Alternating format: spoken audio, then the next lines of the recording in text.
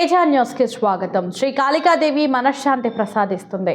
పీఠాధిపతులు శ్రీ రాజరాజేశ్వరానంద స్వామి సంఘం తిరుమనకొండలో వెలిసి ఉన్న శ్రీ రాజరాజేశ్వరి దేవి జ్ఞానపీఠం నందు లోక కళ్యాణం కొరకు 450 రోజులు శ్రీ లలిత రుద్రమహాయజ్ఞానం నిర్వహిస్తున్నట్లు పీఠాధిపతులు శ్రీ రాజరాజేశ్వరానంద స్వామి పేర్కొన్నారు.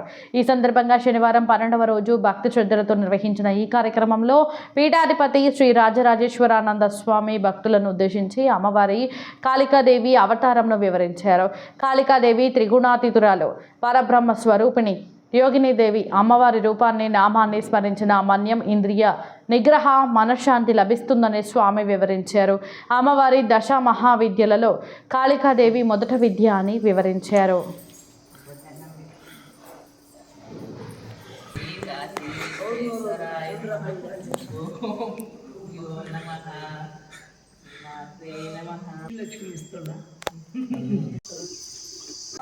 విశ్వామిత్ర, వాల్మీకి, వేదవ్యాస, గ్రీవ, అగస్త్య, గౌడపాద, ఇంద్ర,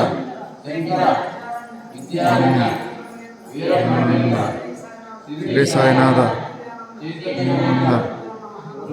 నమః.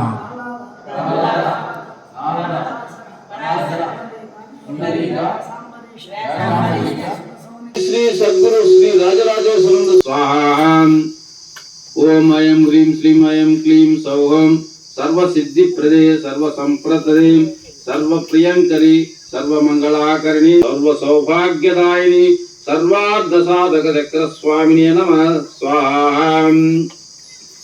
ఓం ఐం హ్రీం శ్రీం ఐం క్లీం సౌహ చక్రస్వామినే నమః. స్వాహం.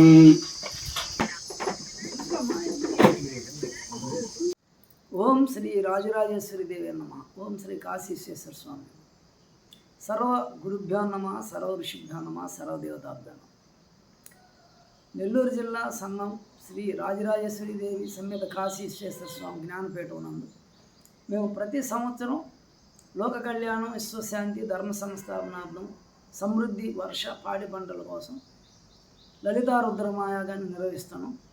అదేవిధంగా ఈ సంవత్సరం కూడా ఇప్పుడు 12వ రోజు ఈరోజు.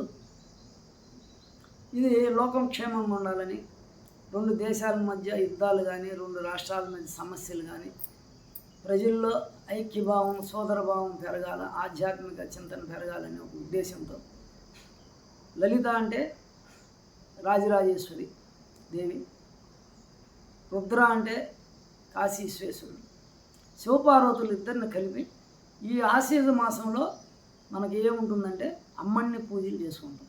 కార్తీక మాసంలో ఈశ్వరుడు పూజలు చేస్తాం. ఈ 2 కలిపి మనం లలితా రుద్ర మహాయజ్ఞం అని దానికి సంబంధించిన మూల మంత్రం ఉంటుంది. పంచదశాక్షరి, శ్రీ మహాషోడశాక్షరి ఆ మంత్రంతో, తర్వాత లలితా సహస్రనామాలతో, తర్వాత ఎంతోమంది ఈ దశమహావిద్యలే కాకుండా గొప్ప దేవతలు, వీరభద్రుడు, వారాహి, రాజశ్యామలాంబ, ఇట్లా అనేక మంది ఋషులు, అట్లా సరస్వతి, కాళి, కామాక్షి ఇట్లాంటి దేవతలతో మూలమంత్రాలతో యజ్ఞం జరుగుతుంది. గణపతి, సుబ్రహ్మణ్య స్వామి, నవగ్రహం. ఇదంతా కూడా కేవలం లోక కళ్యాణం కోసం పీఠం ఒక 5 మంది స్వాముల్ని పెట్టి నిర్వహిస్తుంది.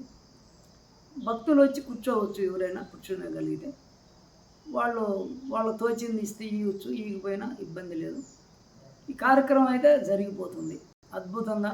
దానికి తగినటువంటి అన్ని రకాల మంత్రాలు, దాని యొక్క శాంతి పూజలు, ఆ శాంతి తత్వంలో అన్నీ కూడా జరుగుతాయి.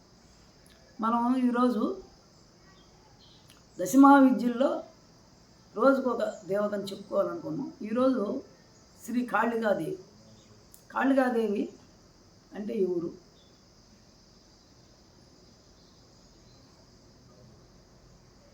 ఆమె రూపం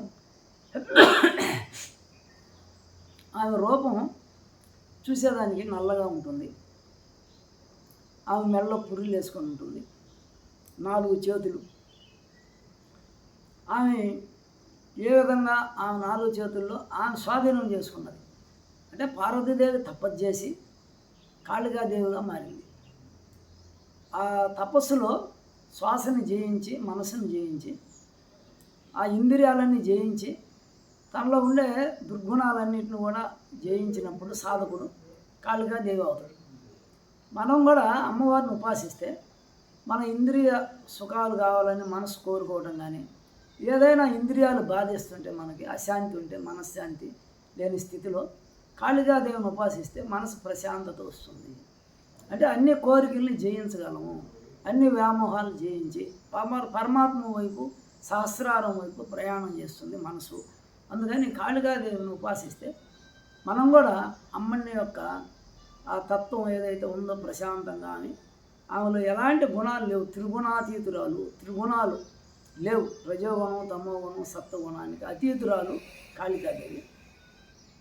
దీనివల్ల ఆత్మజ్ఞానం పొందేదానికి ఉంది. ఈ త్రిగుణాతీతం అయితే పైకి సహస్రారం అయిపోతే మనస్సు శ్వాస, మనం ఆ యొక్క త్రిగుణాతీతురాలు అమ్మవారు. ఆమెని పూజించినందువల్ల ఇంద్రియ నిగ్రహం వస్తుంది, మనశ్శాంతి వస్తుంది. ఆమె యోగంలో ఉంది కాబట్టి మనం కూడా యోగ దేవత. ఆమె కాళిక, ఆమె నాలుగు తెరిచి చూడరా నాలో ఏమి లేవురా గుణాలు కోరికలు వ్యామోహాలని ఆమె నాలుగు తెరిచి చూపిస్తుంది. ఇంకా ఆమె ఆయుధాలు ఉంటే స్వాధీనంలో అహంకారం, కత్తి అంటే అహంకారం, అవన్నీ గద అవన్నీ కూడా బలానికి సంబంధించి. ఇప్పుడు దేవతలకి 4 భుజాలు ఉంటాయి. ఆ భుజాలు ఏంటంటే ఆమె సంపాదించుకున్నటువంటి క్వాలిఫికేషన్స్, అమ్మవారికి ఉండే మహిమలు, శక్తులు. అందుకని ఈ విధంగా ఆమె కింద ఒక రాక్షసుడిని తొక్కిపెట్టి ఉంటుంది. అంటే దుర్గుణాలన్నింటినీ ఆమె తొక్కేసింది. అట్లా లోకంలో ఆ కాళికాదేవి లోకంలో ఉండే రాక్షసులను కూడా సంహరిస్తుంది, లోకంలో ఉండే దుర్మార్గాన్ని కూడా అణగదొక్కుతుంది, ఆ మాయని అణగదొక్కుతుంది. ఆమె ఈ దశమహావిద్యల్లో ప్రథమమైనటువంటి ధ్యానంలో ఒక ఉన్నత స్థితి అమ్మవారు. ఆమెని ఉపాసిస్తే స్తుతించిన శత్రు బాధలు ఉండవు, మనకి శత్రువులు ఉండవు. ఎందుకంటే మనం ఆమెను ఉపాసిస్తే మన మీద శత్రువులు కూడా మిత్రులు అయిపోతారు. అంటే ఇంకా ఆమె మంచి మనకి రోగాల నుంచి విముక్తి చెందటం, భూతపేత పిశాచాలన్నీ కూడా పోతాయి. మనకి మంచి ఆరోగ్యాన్ని సమకూరుస్తుంది అమ్మవారు కాళికాదేవి. ఆ విధంగా అమ్మవారిని ఉపాసించినందువల్ల మనకి వస్తుంది. ఆమె ఏ ధ్యానం చేసి అంత పెద్ద అయిందో మనం కూడా ధ్యానం చేసి అంత స్థితికి మనం కూడా కాళికాదేవిలాగా ధ్యానంలో కూర్చొని ఉన్నత స్థితికి పోవాలా, ఆత్మజ్ఞానం పొందాలని అందరిని కోరుకుంటూ ఓం శాంతి, ఓం శాంతి, ఓం శాంతి.